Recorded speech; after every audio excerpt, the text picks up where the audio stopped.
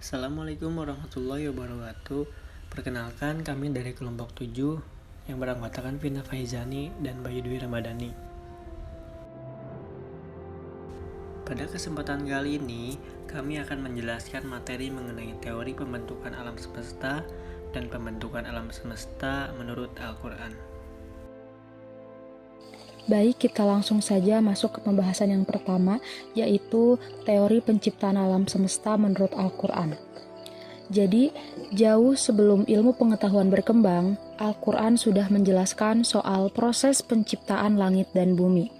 Penciptaan alam semesta merupakan salah satu tanda kekuasaan Allah Subhanahu wa Ta'ala. Tidak sedikit ayat Al-Quran mengajak kita untuk merenungkan ciptaannya, tak terkecuali tentang alam semesta.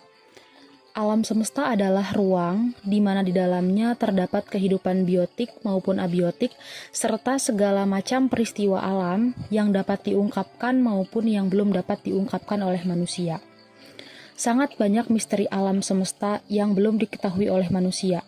Salah satu misterinya adalah tentang sistem alam semesta yang terdiri dari proses penciptaan alam semesta, perputaran benda-benda yang ada di alam semesta, dan lintasannya.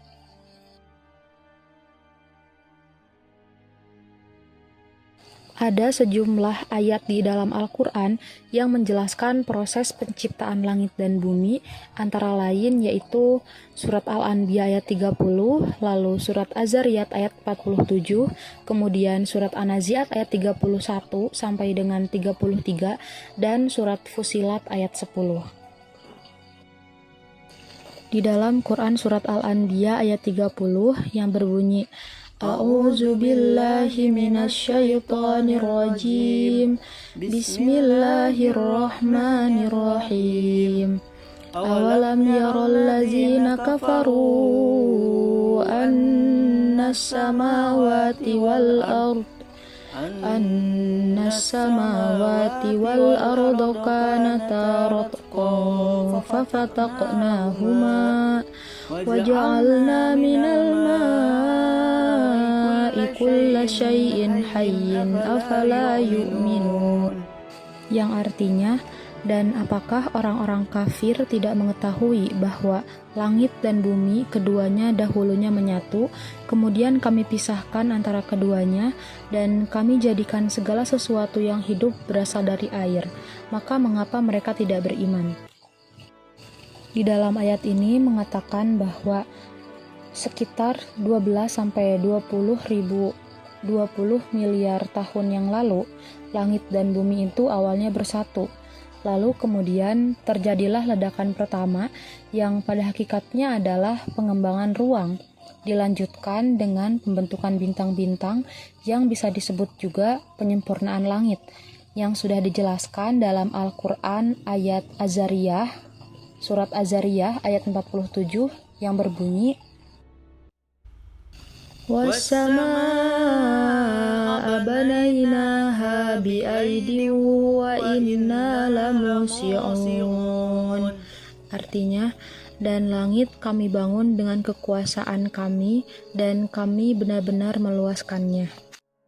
Setelah munculnya ledakan pertama tadi, maka selanjutnya adalah terjadinya proses evolusi bintang hingga terbentuk matahari beserta tata planet termasuk bumi.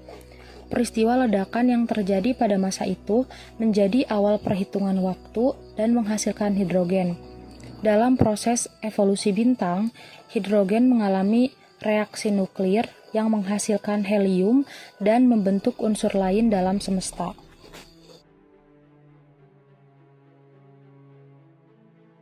Nah, setelah tadi pada masa awal itu disebutkan bahwa proses penciptaan alam semesta itu yang pertama terjadinya ledakan, lalu dilanjutkan dengan pembentukan bintang-bintang yang kalau dalam bahasa Al-Qurannya itu disebut dengan penyempurnaan langit. Di dalam langit itu terdapat debu dan gas antar bintang, atau sebutannya itu adalah duhon yang menjadi padat. Jadi, bila panas yang dihasilkan ini telah cukup memantik reaksi fuksi nuklir, maka bintang akan bersinar. Suatu saat bintang akan meledak dan unsurnya menjadi penyusun benda langit selanjutnya. Lalu setelah sempurna pembentukan tata surya dan planet-planet, maka tahap selanjutnya itu adalah munculnya air dan tumbuhan di muka bumi. Karena pada dasarnya muka bumi ini akan dihuni oleh manusia, yang mana manusia ini tidak bisa terlepas dari apa yang namanya air. Sementara tahap terakhir itu adalah proses geologi yang mulai stabil dengan munculnya seperti gunung, bintang, dan manusia. Hal ini juga disinggung dalam Quran surat An-Nazi'at ayat 32-33 yang berbunyi wal jibala arsaha, yang artinya dan gunung-gunung dipancangkannya dengan teguh. Lalu dilanjut dengan ayat 33-nya, yaitu mata allakum wali an'amikum.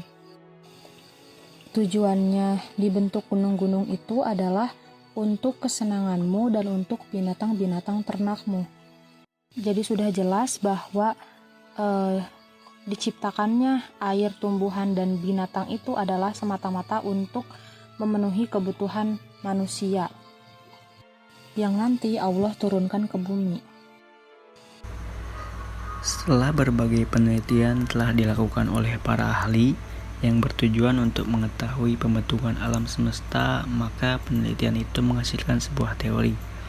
Para ahli ini juga sudah menyampaikan pendapatnya dengan teori pembentukan alam semesta. Ada berbagai macam teori pembentukan alam semesta. Berikut 5 contoh teori pembentukan alam semesta. Yang pertama, teori dentuman besar, Big Bang Theory. Ahli yang pertama kali mencetuskan atau menemukan teori ini adalah Alexander Friedman pada tahun 1922. Ia merupakan ahli fisika yang berasal dari Rusia. Isi dari teori yang diungkapkan adalah struktur alam semesta selalu berubah dinamis. Berdasarkan teori dentuman besar, alam semesta terdiri dari massa yang sangat besar dan massa jenis yang sangat besar juga.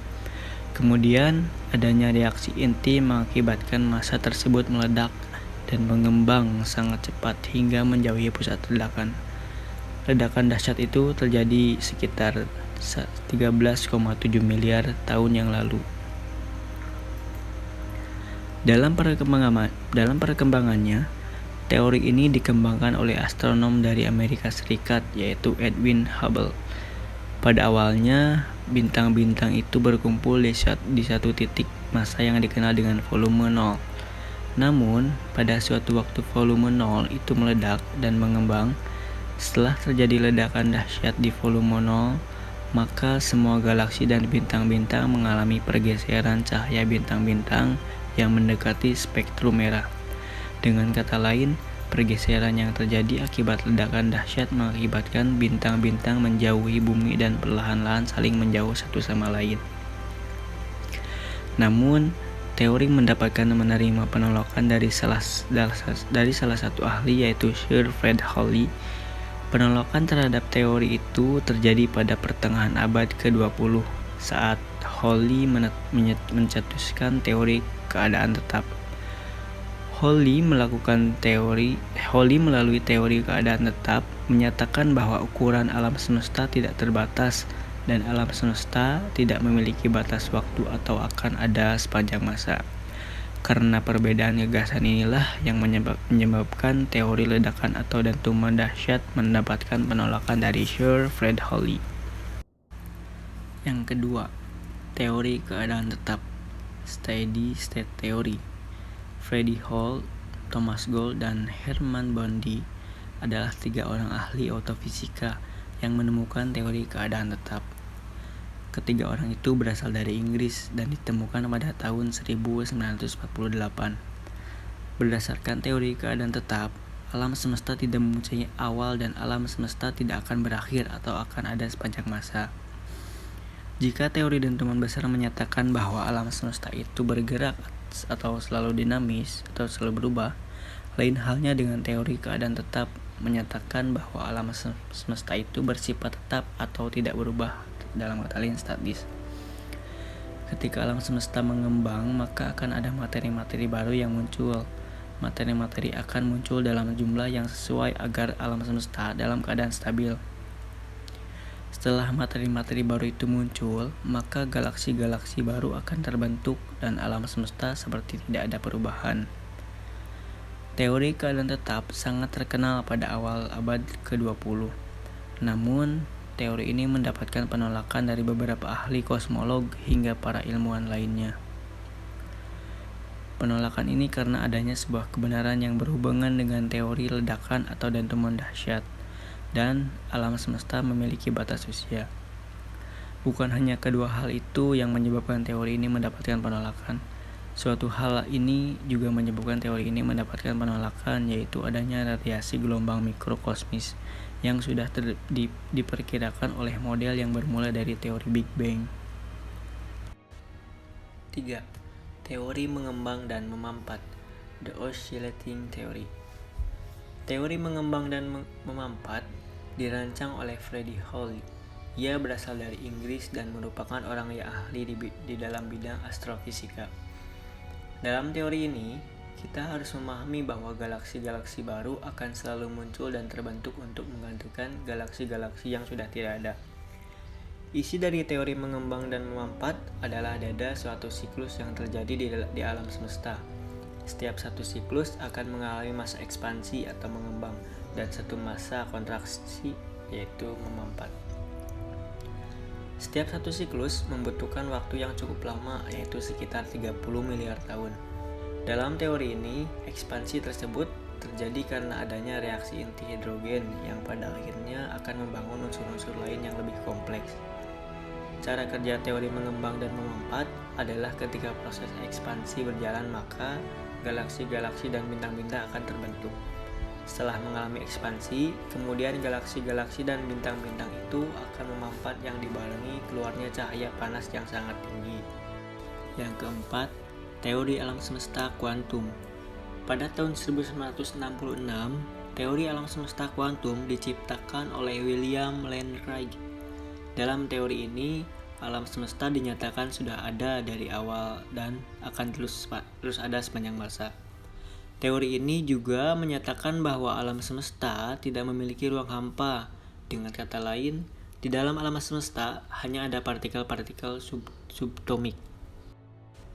Dan yang kelima, teori Brayun. Kelanjutan dari teori dentuman atau ledakan besar adalah teori Brayun. Para ahli mengemukakan bahwa gerak galaksi dan bintang yang saling menjauh. Setelah menjauh, galaksi dan bintang itu akan menunjukkan gerak yang semakin melambat dan berhenti hingga mengkerut akibat gaya gravitasi. Setelah melambat hingga mengkerut, yang akan terjadi selanjutnya adalah materi-materi itu akan memadat dan meledak. Semua proses yang terjadi tidak menyebabkan materi-materi rusak atau tercipta, tetapi materi-materi itu hanya berubah tatanan. Menurut teori ini, proses perlambatan yang terjadi memunculkan sebuah hipotesis yang menyatakan bahwa alam semesta ini tidak bertepi dan tidak ada batasannya. Demikian yang dapat kami sampaikan, kurang lebihnya mohon dimaafkan. Dan kami ucapkan terima kasih kepada yang sudah menyimak video ini. Billahi taufiq wal hidayah. Wassalamualaikum warahmatullahi wabarakatuh.